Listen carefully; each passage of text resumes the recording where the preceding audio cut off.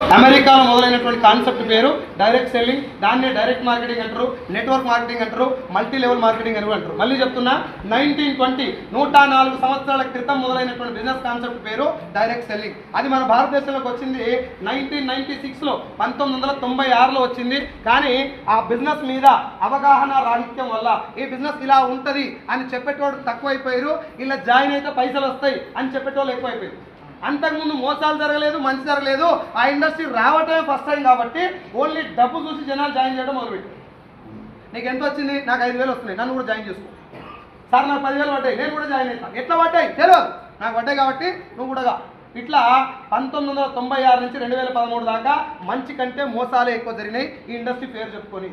2013లో పేపర్లలో, టీవీలలో భారీ కుంభకోణాలు, ఈ చైన్ సిస్టమ్ మోసాలు, గొలుసు కట్టు స్కామ్లు ఇవన్నీ పేపర్లలో రావటం వల్ల అంతకు ముందు డైరెక్ట్ సెల్లింగ్ అంటే ఏందో ఇండియన్స్కు తెలియదు కాబట్టి 500 నోటు ఎలా ఉంటుందో ఒరిజినల్ తెలియనోడు డూప్లికేట్ నోటు గుర్తుపట్టలేడు. Yes or no? నకిలీ విత్తనాలు గుర్తుపట్టాలంటే 40-50 సంవత్సరాల ఎక్స్పీరియన్స్ ఉన్న రైతు అయితే చూడంగానే గుర్తుపట్టాడు, పంటేసిందాక ఆగడు. SR no? అట్లా నీకు ఏదన్నా ఒక విషయం అది ఫేక్ అని తెలవాలంటే ఒరిజినల్ తెలవాలి కదా ఫస్ట్.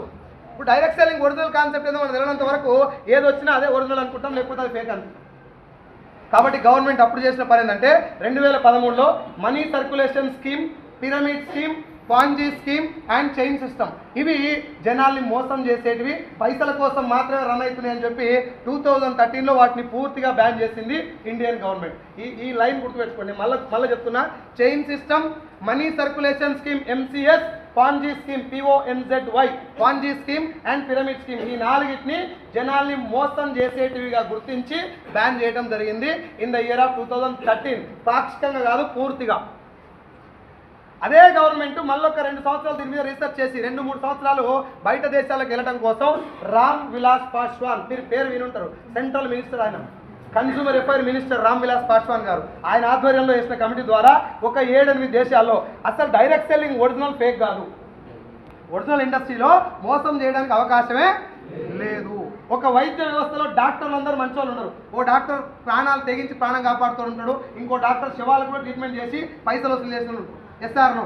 ఒక పోలీసు దేశం కోసం ప్రాణం ఇచ్చిన ఉన్నారు, ఇంకో పోలీసు బండాకు 100 రూపాయలు వసూలు చేస్తున్నారు ఉత్తగనే. అన్ని వ్యవస్థలలో మంచి ఉంది, మనకు ముందు ఒరిజినల్ ఏందో తెలిస్తే మంచి ఏందో గుర్తుపట్టం. కాబట్టి జనాలకి ఒరిజినల్ ఏందో మనం చెప్పలే. 500 నోటు ఇది బంద్ అయింది, ఇగో ఇది రేపటి నుంచి ఇదే చలామణిలో ఉంటుందని చెప్పి క్లియర్గా చెప్పారు కాబట్టి పాతదాన్ని బంద్ చేసి కొత్తదాన్ని మనం స్వీకరించినాం. అవునా కదా? డైరెక్ట్ సెల్లింగ్ అంటే ఇగో ఇలా ఉంటుంది అని గవర్నమెంటే చెప్పలే కాబట్టి పైసలు సంపాదించిన వాళ్ళకంటే మోసపోయిన వాళ్ళే ఎక్కువ.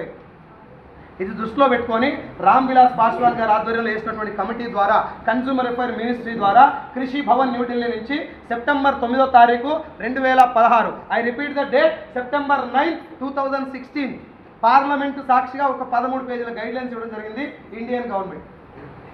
గవర్నమెంట్ వైపు నుంచి వచ్చినటువంటి మొట్టమొదటి రూల్స్ పట్టిక, ఫస్ట్ టైం వచ్చినటువంటి మార్గదర్శకాలు డైరెక్ట్ సెల్లింగ్ ఇండస్ట్రీ, సెప్టెంబర్ 9వ తారీఖు 2016లో. ఆ గైడ్ లైన్స్ చెప్పినందుకు ఈ ఇండస్ట్రీ ఫేక్ కాదు, కానీ ఈ రూల్స్ పాటించాలని చెప్పి ఒక లైన్ ఇచ్చారంటే మధ్యలో డివైడర్ చేసి ఈ పక్కన వెళ్ళాలి, ఈ పక్కన వెళ్ళకూడదు, ఇగో ఇది 1 వే 2 వే జస్ట్ చెప్పారంతే.